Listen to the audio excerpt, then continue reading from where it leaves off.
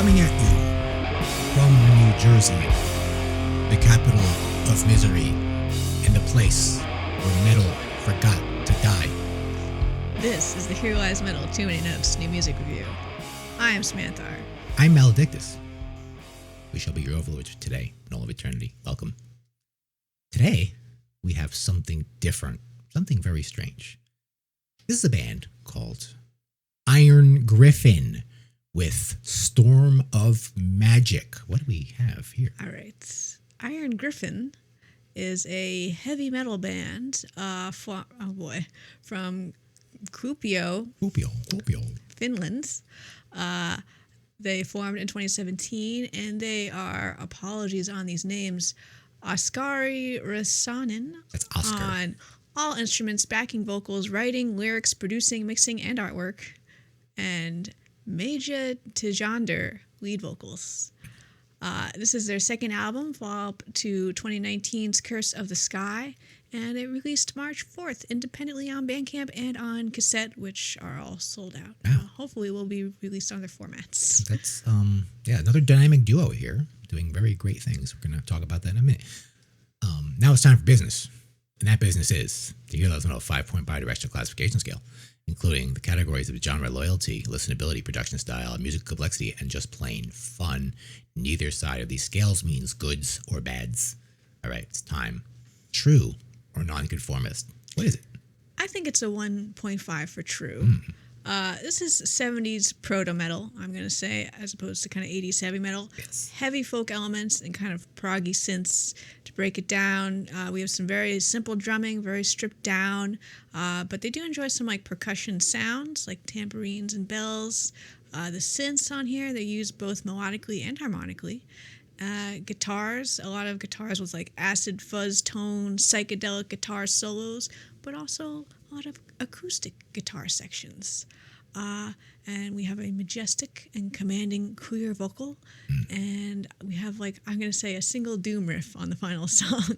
Mostly heavy metal though, so 1.5 for true. What'd you think? Yeah, this captures the era so well, that strange era. It's just kind of trying to do the Coven thing, you know? But, you know, I'm not detecting a lot of satanic, I'm detecting more occult, right? You know, it's not really trying to be like evil or anything. I get a lot of Curved Air influence. If you're familiar with Curved Air, comment down below. I'm not.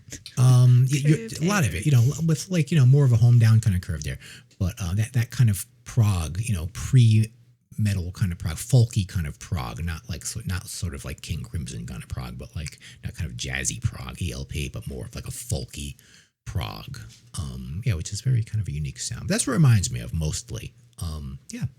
Pretty interesting. Captures an era perfectly. Is it Sonic Terror? Is it distorted pop? What is it? I think we're going to do Here Lies Metal first, where we give a 5 for distorted pop. We don't get a lot of 5s. We've never gone all the way up the scale on distorted pop, but we were happy to do it here. Just such lovely melodies, lovely synth melodies, like the catchiness of that opening riff on track 2, which is just a very glorious song that I love, and I sing that riff a lot to Maledictus here. What did you think? There might be organs, but I'm not, you know, I can't really tell. Yes, not a harsh tone or a harsh riff to be found here. Nowhere. Not a BPM over 110, I think. It's lots of singing, though. It's an exorbitant amount of singing in this. They really emphasize Clear, singing. Beautiful singing. Lots of singing. And I'm going to say the album also has a very nice flow to it. Song structures are not too rigid, though they do bring motifs back a lot, so they're not totally freeform either.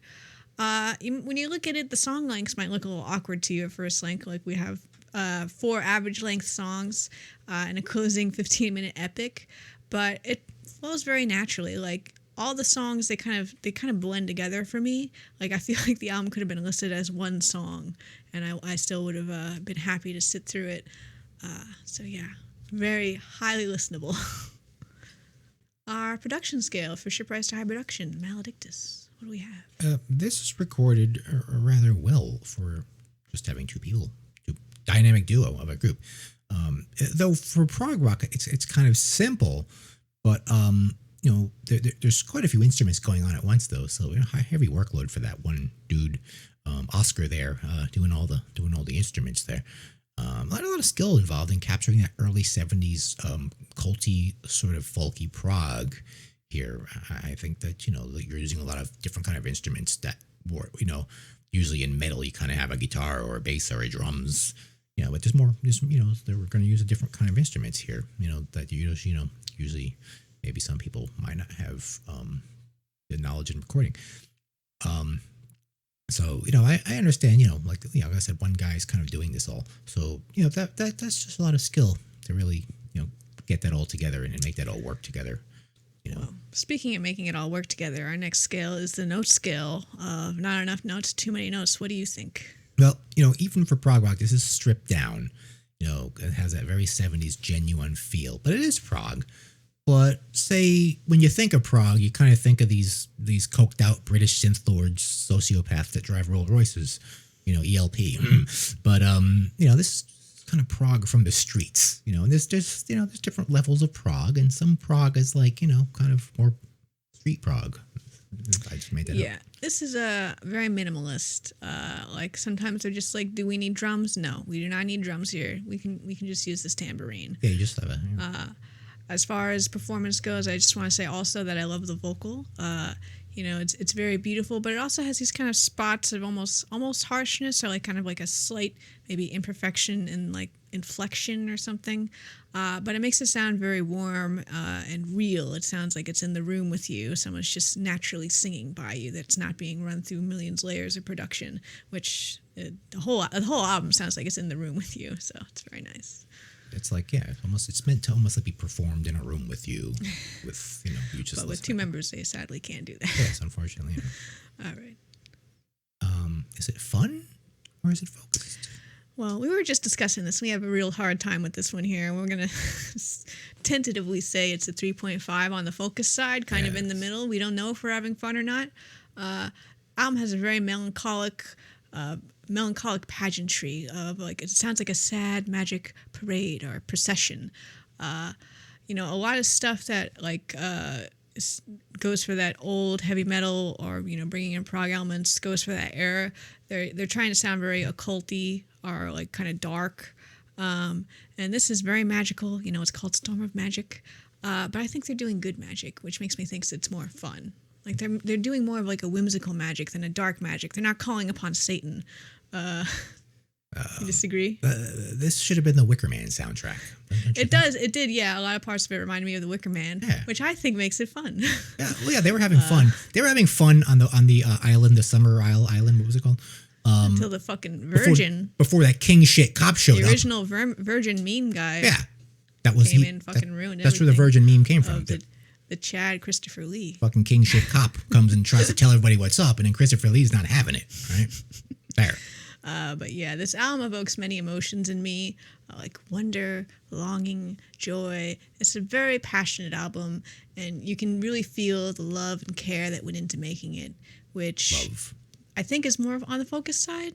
So yeah, I'm not sure if I'm having fun, but I'm feeling a lot of things intensely. Yeah, comment down below as to what this was for you. Is it love or is it evil? I don't know. Or is it serious? I don't know. And love might be serious. I don't know. You guys, I want to hear from you guys if possible. So, okay, let's look at the art. What is going on with this? As I mentioned, the art is by the main dude behind this. Everything besides the lead vocal. There's something. Oscar. I'm not going to butcher his last name again. Oscar. There's something foreboding in that cave. I would think it would be a troll because it's on a bridge. Oh, it's a bridge, right. So. Peeking, he's creeping, hiding, stalking. So it seems like if you were to walk upon the bridge, something ill would happen. That stone is also watching as a stone. Oh yeah, it's got a little nose here, a little. But he's kind of like he's kind of like a stone you pass by when he tells you a riddle. He's like, answer me this, traveler. I feel like also like a troll would ask you a riddle as well. Yeah, the troll looks like he's like about to maybe if you get the riddle wrong, the troll jumps out and kills you. But this rock doesn't look like he'll hurt you. It's just like, hello, traveler. I feel like the rock is keeping an eye on whatever's underneath the bridge. Yeah, he's like she's like a sentry there, like a waterfall. Maybe those clouds or the storm of magic coming in. there's some sort of like cloud thing covering the night sky here, or maybe it's going away and the night sky is coming out. I don't know. But yeah, I think this is a perfect representation of this album because it's it's a very bit of like simplistic kind of fantasy art, which and this is a very stripped down. It's kind of, I don't know if I would call it a humble album, but it feels very earthy, very organic, very 2D. This album cover. Yeah, it just captures the kind of music perfectly. This is like what that kind of music looks like. I like this album cover. It's very cute. Yeah, got these cute little album cover. Wizard hat mushrooms. They're like mushrooms, but they're wizard hats. Definitely poisonous mushrooms. Yeah. Well, or poisonous in a good way. Or they're gonna do some kind of weird magic to you. They're you magic, them and you see things. Not necessarily trip, but it's gonna be like Alice in Wonderland where you turn into something. You turn they're into gonna like enchant you. They're enchanted mushrooms. You shrink. For an enchanted album. It's true. This rock also has a face. Like they're just kind of chilling. These rocks. They're like, meh. Maybe the troll is their friend, and they're just hanging out. Yeah, they're just watching over these waterfalls. Like, oh, here comes the storm of magic again. Yeah, but this is it's an enchanted land. This is a portrait of an enchanted land. It looked like it was painted with paint. I don't know. Oil paint. I am not an art scholar. This is hanging up on a wall somewhere. This is real. This really exists. In my opinion. Okay.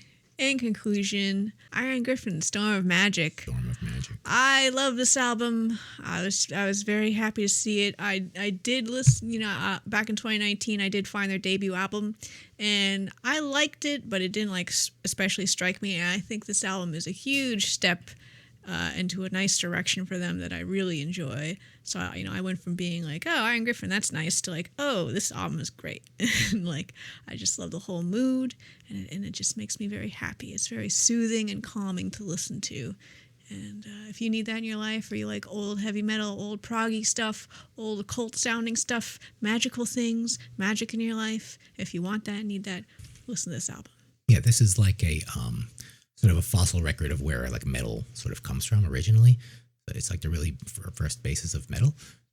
This was going on around the same time Black Sabbath was, and it was just as important for the formation of metal, this kind of music. So I'm glad these guys are recreating that, and that's why it comes up as metal, doing something different. Thank you for listening. This has been the 2 Minute Notes new music review. I was Samantha. Maledictus, and we'll see you again. He still is Maledictus. Still. We'll see you again with another review soon. Make sure to hit that subscribe button and the like button and those other buttons. Hit all the buttons. Hit every button. The bad button, the good button. I don't care. It's all the same. Just, hit something and make a comment. So we'll see you again with another review soon.